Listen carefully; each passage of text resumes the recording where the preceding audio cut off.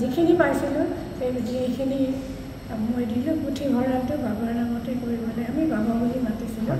সেইকাৰণে তাৰপিছত আৰু পুথিভঁৰালটো ডাঙৰ হ'ল, হেৰি হ'ল বিশ্ববিদ্যালয়ৰ অনুদানতে, কিন্তু নামটো তেখেতৰ থাকিল।